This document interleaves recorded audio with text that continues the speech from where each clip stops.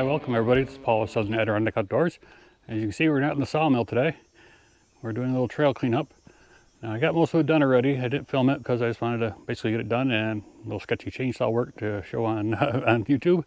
But anyways, this is probably the most sketchiest one we have to do. This is a quaking aspen. The top part was at 90 degrees to the trunk. It has come down over time. It's been about a week and a half since the storm. Sort of hoping that nature would take its course and bring this down. Unfortunately, I had to intervene. We'll go up here and show you what we did. And this upper one is tangled up in this thorn tree. And to get it come down, I've been chunking out this thorn tree and chipping up all the branches. That's a lot of fun. But it's still supporting up here, right up there. And I don't really want to cut this trunk with weight up there. It's just asking for trouble. Here's where the top of the tree was. I got it mostly cleared out. It actually fell off over into here, the very top. And piece by piece, you can see a hunk here and a hunk there. I've been dropping it down and cutting off as many branches as I can. It's getting a little too sketchy for doing that. So we're gonna try something different. Take it back over there and show you. You can see I already got a chain up there. I think it comes through on camera, hard to tell. Going up there, it's about 10 feet up or so. And I have the Kubota up here with a skidding winch on it. Gonna try to pull it down after notching and so forth, of course. Now, normally with this kind of tree, where the top is busted off like that, hanging there, I'll do something, I don't know if it's kosher or not. I tend to fall them sideways. You think looking at this that it would fall, well, towards me now with all that weight on there. But I find falling things like this sideways actually works better. Now this one's tangled up in a black cherry that I want to keep, hopefully. And another one on the other side, so I really don't want to make this one go sideways, that's why I'm going to pull it. But I can show you over here. Now remember, I'm basically a self-taught chainsaw guy. My father showed me the basics and I went from there. Over here there's a tree that's in the same situation. You can see the break up here and then the upper trunk going off that way. I cut the top up, cut all the branches off, and then I can tell by my notch here, I fell it that way, which would be sideways to the way you think it would go. And it works for me. Deer flies. It works for me, but I don't recommend it. You know, it's just what I do. I can't say it's OSHA approved or anything, but it's worked for me in the past. So, anyways, and anybody catch the Humboldt notch? Okay, I'll show you my setup. Chain up there to the pulley. I can't see it on the screen. Hopefully, you guys can. Going back to the winch. Then I had to also take it over to the stump.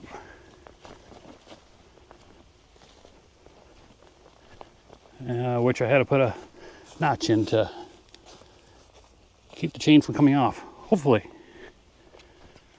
So I do got a little tension on the wire now, not really just to hold it up out of my way. I'm going to warm up the steel and start cutting.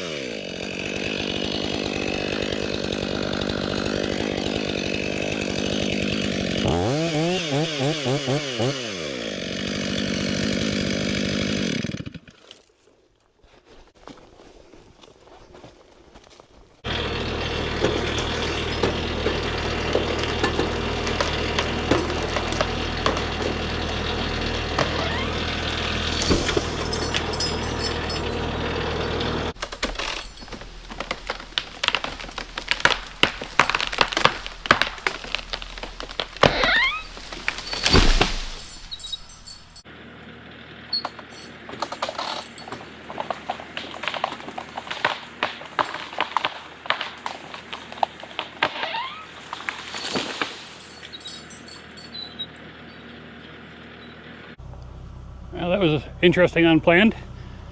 I was hoping to pull the whole tree straight out here, but as I mentioned earlier, sometimes I like to go sideways, and that's what this one did. Bent my cherry over a little bit here, so I'm going to clean this up, and we'll move on to the next spot. Over on the other side of the road from the house, sawmill property, actually ways back, but over here is I haven't been back to look at this yet. This is a maple, huge hard maple tops that broke out from somewhere. You can see a bunch of down limbs and branches over there. Looks like a couple beech trees as well. You have a beech snapped, that's off the trail. Let's see over there. So we'll get to him eventually.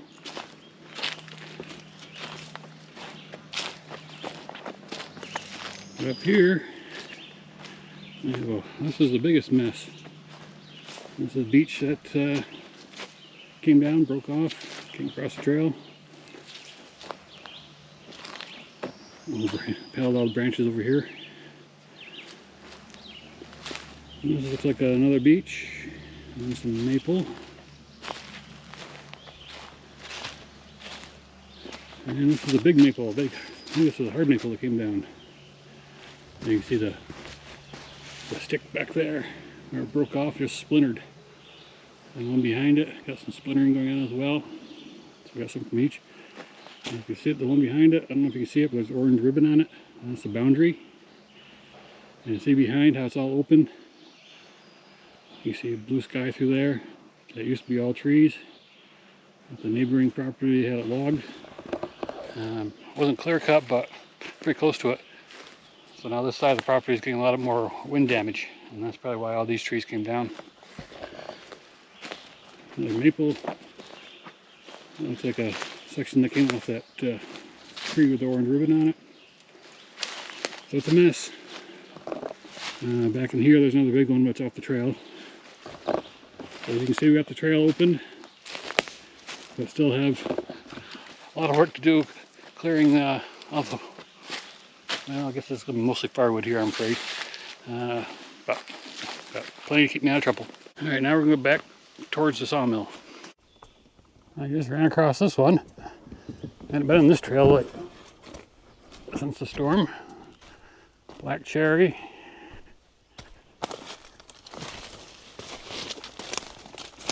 Yeah, check it out. I haven't seen this one. Up and took out a maple as well. Well, looked like it's dead anyways. Yeah. Let's see. Here's the split. Where did it come from?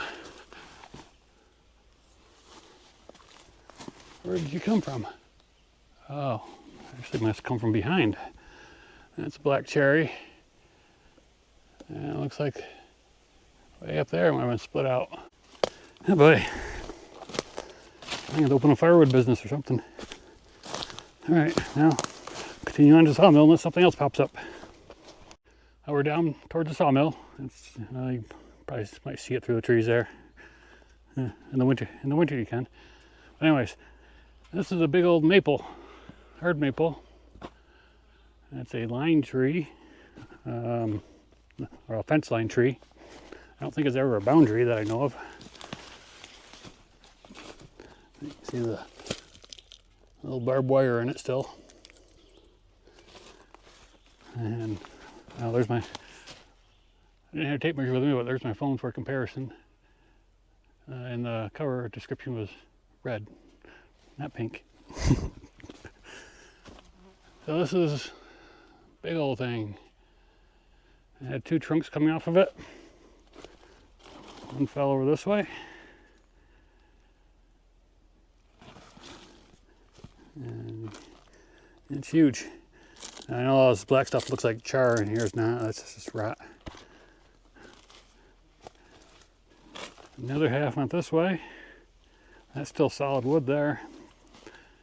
It's got to be full of tension though, because you can see the big bend in it.